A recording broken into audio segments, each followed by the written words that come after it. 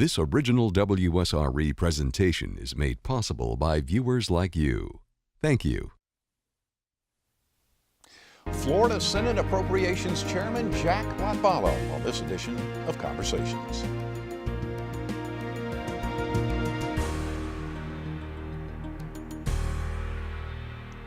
Florida State Senator Jack Latvala is a businessman with a seasoned political resume. He first served in the Florida Senate from 1994 to 2002. After a break, the lure of public service brought him back to Tallahassee. In 2010, he was again elected to the Florida Senate. He currently serves as Senate Appropriations Chairman. Over the years, Latvala has proven to be a major force in Tallahassee, despite a streak of independence that may not always be appealing to party leaders. These days, speculation is running high that Latvala will make a run to become the governor of the Sunshine State of Florida. We welcome Senator Jack Latvala to Conversations. Thank you for being with us. Good to be here with you, Jeff. I'm going to ask you this kind of in a broad-ranging way because as we tape this program, things are still evolving. It could change, but kind of give me your synopsis of the 2017 legislative session.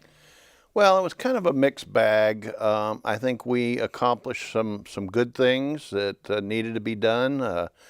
We dramatically stepped up our funding for our universities, higher education, particularly the preeminent universities, the major universities.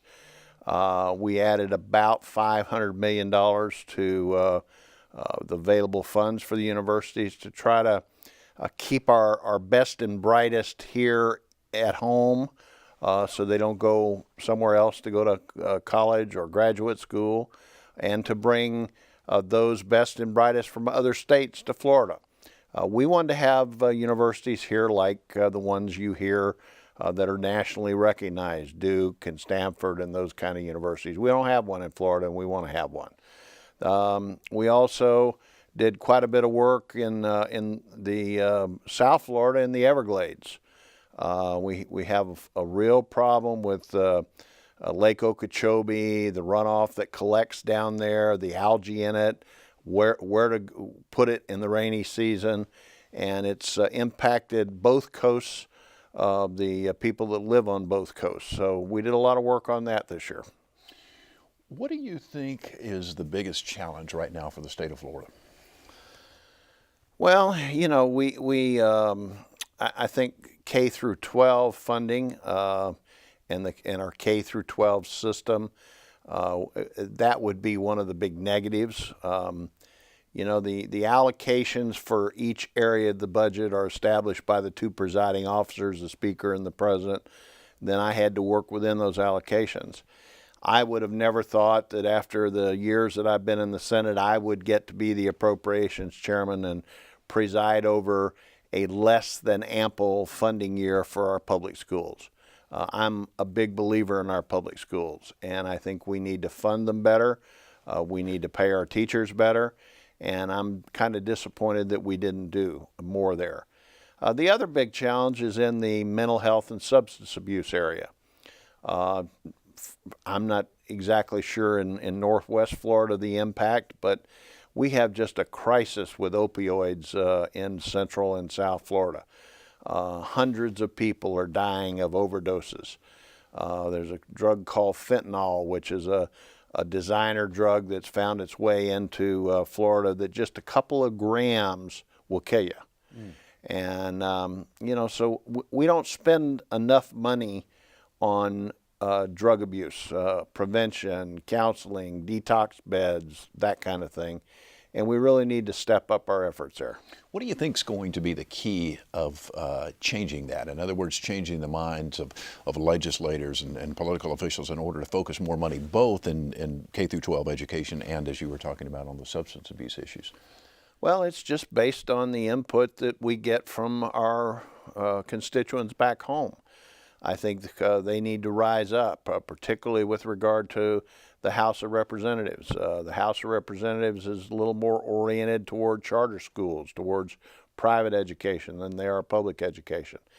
And folks that are affected by this, that have children in public schools, who are committed to our public schools, just need to let their legislators know what they think. and what they would like us to do.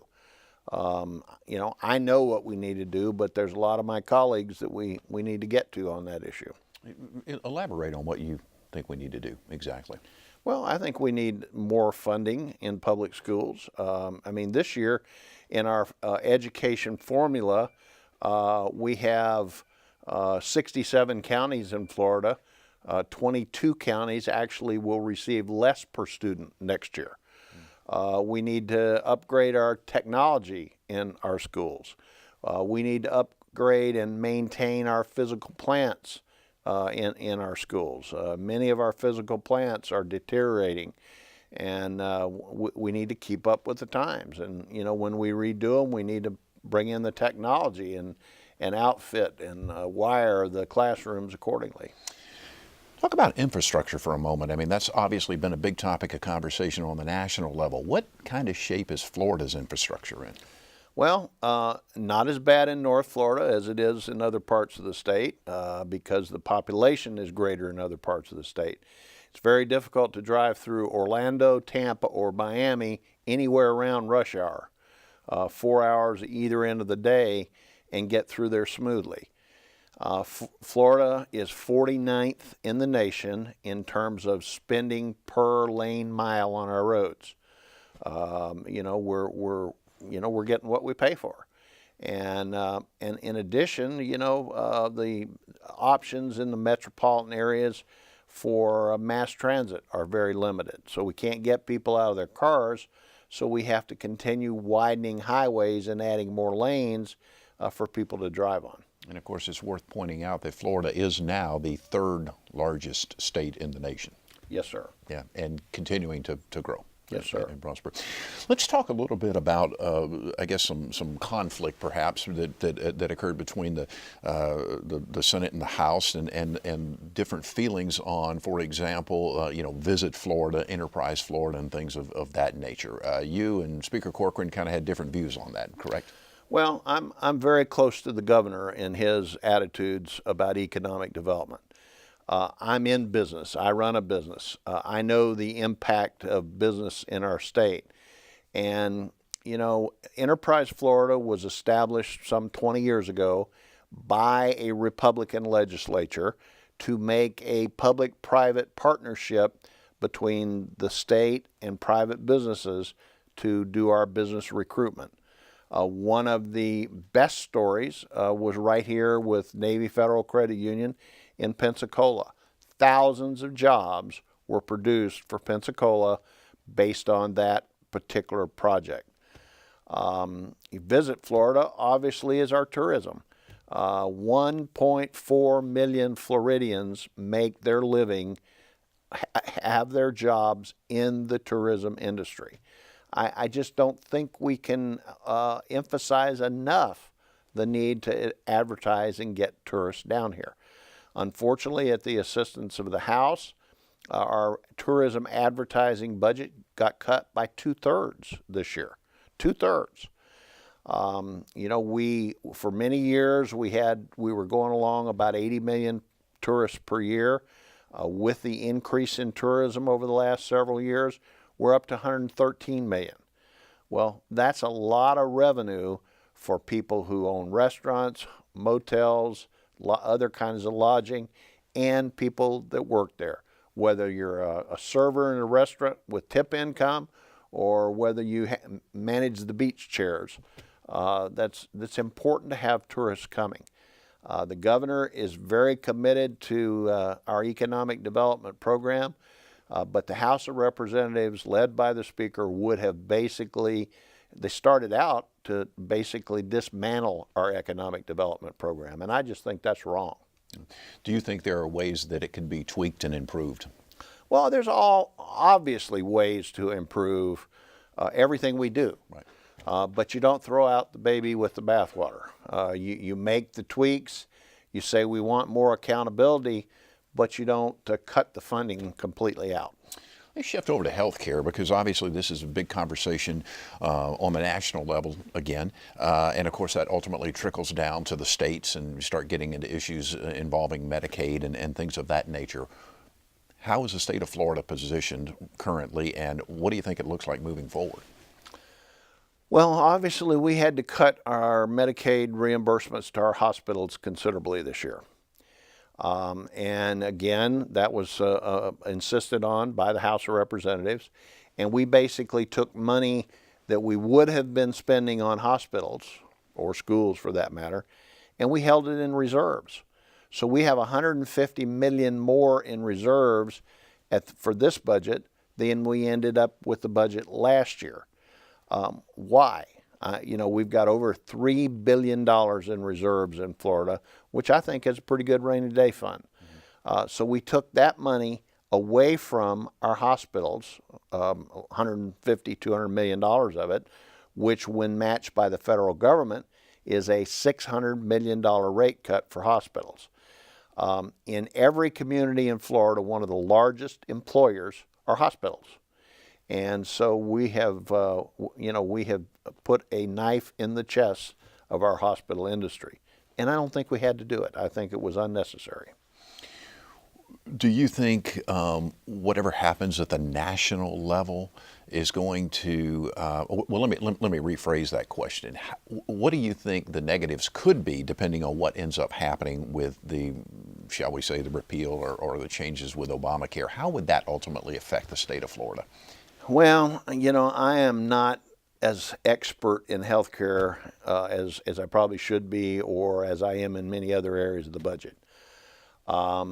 I know as a small business owner who has group insurance for his employees, Obamacare has driven up my prices for my group insurance considerably, probably 25-30% over the last couple of years. I'm not sure, what the benefit of that has been, certainly to me, because I was already providing insurance for my employees. I think that, we've had the issue of whether we use some of the federal money to expand Medicaid coverage. We decided not to do that in Florida, again, at the insistence of the House. I think the potential for having block grants, where the feds would give us block grants to use in Medicaid and then allow us to use that to expand health care coverage, is good. There are far too many people in Florida that don't have health insurance. And, I support more people having health insurance, but the requirements and the costs and the penalties that went along with Obamacare are really staggering. Interesting. Talk a little bit about you personally here for a second. There's been speculation that you may run for governor. I'm assuming you're not necessarily ready to announce that right now, but if you want to, you can do so on this program. But hypothetically speaking, here, why would you want to be governor of the state of Florida? Well, I'm tired of Florida being last in virtually every in too many categories. As I said, we're 49th in spending on our roads. We're 50th on spending on mental health. We're 49th on our children. We're 43rd in our graduation rates. The Florida that I've lived in most of my life, I grew up in, I think is better than that. And I think we need to tackle some of those issues. I think experience is important, but I also think business experience is important. Someone who has been in a real life business situation, responsible for making a payroll, responsible for paying workers' comp premiums. Neither one of the other candidates in my prospective race on the Republican side is a business person. Neither one of them has any business experience. One of them's been in elected office since they were 22 years old. And I just think that the voters on the Republican side would like to have a choice of someone who has had outside experience, who's had business experience, who's made a payroll, who's had the problems with government regulation and all the challenges that small business people have. And that's what I would offer if I chose to get in the race. Now, in addition to that, I have, a proven record on solving problems. And I think the governor needs to be a problem solver. You need to be able to take issues and sit people down and work them out. And I have consistently, throughout my time in the legislature, I've done that. Now, I've been in office a long time, but it hadn't been successively. I was in for 8 years. I was out for 8 years running my business, and then I've been back for the last 7. But that's given me a tremendous amount of experience on a wide range of issues. Criminal justice. We did a major bill this year to attack some of the problems that we're having with prolific juvenile offenders in some of the metropolitan areas who are out stealing cars and may steal 6 or 7 cars in one day just for the fun of it, just to get points in the street parlance, And we've got to, address issues like that, and they can't be addressed by a soundbite or press release. They need to be addressed by someone who will roll up their sleeves and get involved in running government. I've served with 3 governors, Lawton Chiles, Jeb Bush, and Rick Scott. And so I've seen firsthand, up close, how people get things done in different styles of different chief executives of Florida. And I've seen the good and the bad, and I've learned a lot. Interesting. You mentioned you had been in the state Senate, took a break, and came back. What was the triggering mechanism that made you want to come back and do it again? Well, there was a triggering mechanism. I mean, generally, I had been told how bad the process in Tallahassee was getting, as a result mostly of term limits and the lack of experience up there. But one spring morning in 2009, I woke up, and on the front page of my paper the headline article was "Florida House votes to allow oil drilling 3 miles off our Gulf beaches." Well, as you know, now we have sometimes the after effect of drilling mistakes, but we don't actually have drilling rigs where you can see them from the beach.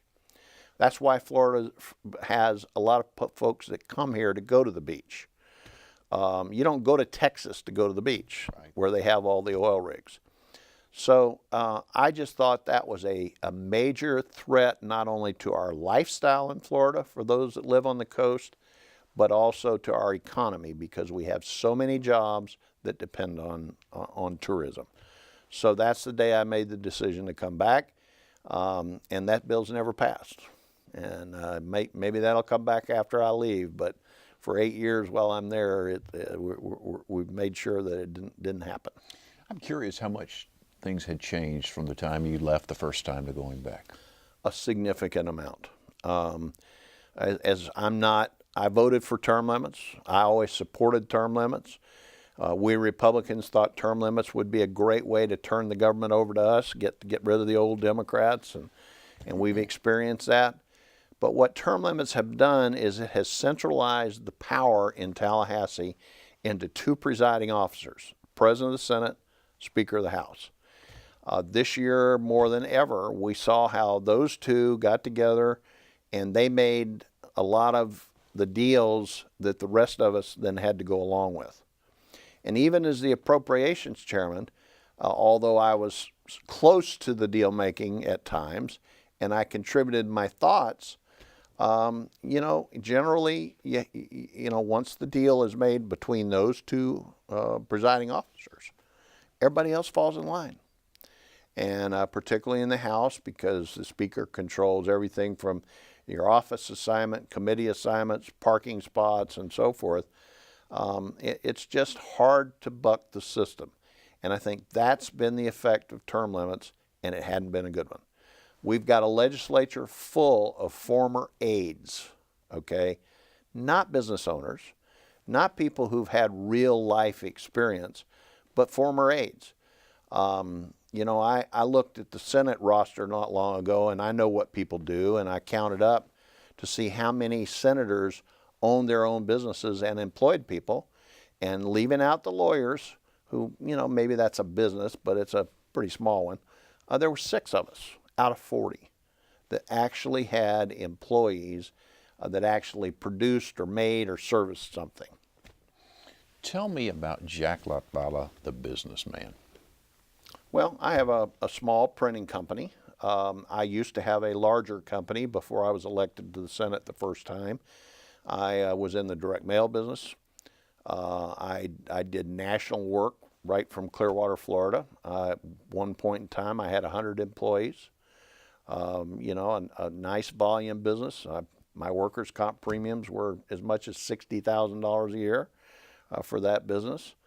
After I got in the Senate the first time, I couldn't handle running the business, so I sold it. Now I have a smaller printing company and also have a car wash, which I'll get in and tinker around with myself and sweep the floor and take out the garbage. So you're an entrepreneur at the truest sense. On us, like I say, a small businessman getting smaller every day. Were you always an entrepreneur, or did you do something in the corporate world prior? No, I have been on my own since 1981, so 36 years.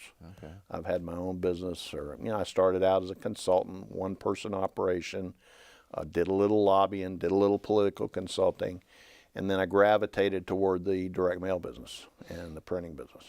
What do you think the biggest challenges are in the state of Florida for the small businessman or woman today? Well, I think that finding good help is a challenge. I think that we're not doing enough for vocational training for people like plumbers and welders, and we've got jobs that are wanting for trades because there's not enough people trained to do them. And in Panama City, the Eastern Shipbuilding, I got a contract to build 59 Coast Guard cutters. Billions and billions of dollars that's going to be done right in Panama City. But to do that, they've got to have a phenomenal number of welders. Well, there's not that many welders all in Northwest Florida. So we need to have a way to help businesses like Eastern Shipbuilding, find those employees, and we need to be training them. So the lack of good qualified help is probably the biggest stumbling block to a small business. How do you think we change that? How do you think we reverse that trend? Well, vocational education. Focus on that. Yeah.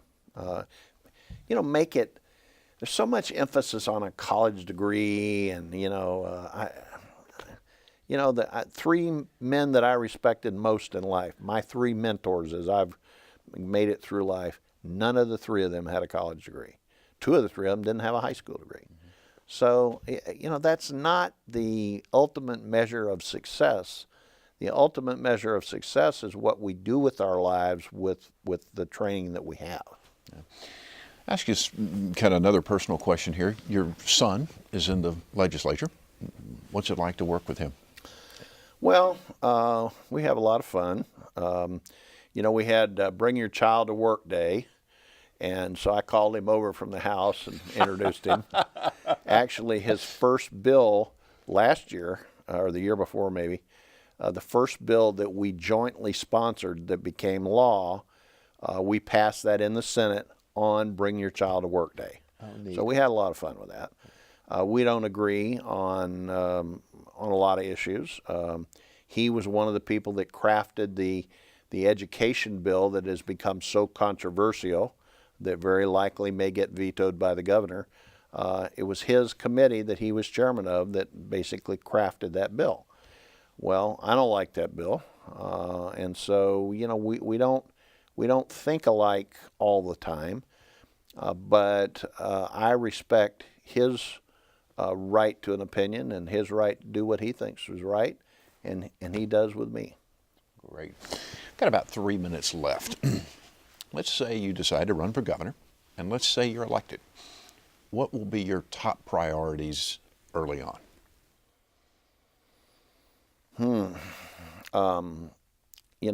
I would, I think we've got to start attacking our deficiencies in infrastructure. We've got to start attacking our lack of attention on the substance abuse and mental health needs that we have. And I guess the third area would probably be, our public schools. All three of them need attention. What I would try to do is put a team of experienced people in to run the departments, give them authority. I'm a delegator, and give them authority to dig into issues and do what they think is right, and then support them. I've seen governors who have had a great success in using the office as a bully pulpit to get what they want, and I know how to do that. And I think there are. I think we need to have that. I certainly will pick up where Governor Scott leaves off on the economic development front. I just don't think we can ignore, marketing and advertising. As a business person, I understand that when you stop advertising, you start dying in your business. You've got to always be marketing, because you'll always have a turnover in your clients. And so you got to have somebody come in to replace the clients. Somebody will die, or somebody will get sold to a bigger company. And you have to constantly be bringing in new clients. And that's the way it works in the business recruitment world. That's the way it works in the tourism world. In 30 seconds, we've talked about a lot of the challenges, but what are you most positive about in the state of Florida? Well, I'm positive about our natural resources, I think this is a beautiful place. I think that's the number one attraction why people, as either tourists or new residents, come to Florida, and we need to take care of those natural resources. Senator, pleasure to meet you. Enjoyed the conversation. Thank you, Jeff. I wish you the best of luck, whether it's in business or if you decide to run for governor. All the best to you. All right, thank you. Senator Jack Latvala with us on this edition of Conversations. By the way, you can see more of our conversations online at wsre.org/conversations. We're also flying around YouTube and Facebook. I'm Jeff Weeks. Thank you so very much for watching. I hope you enjoyed the broadcast. Take wonderful care of yourself, and we'll see you soon.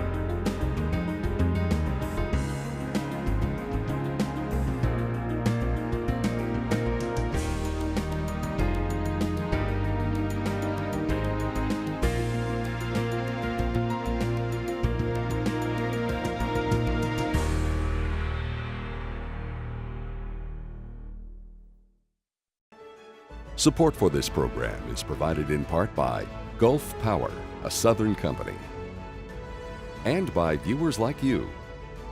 Thank you.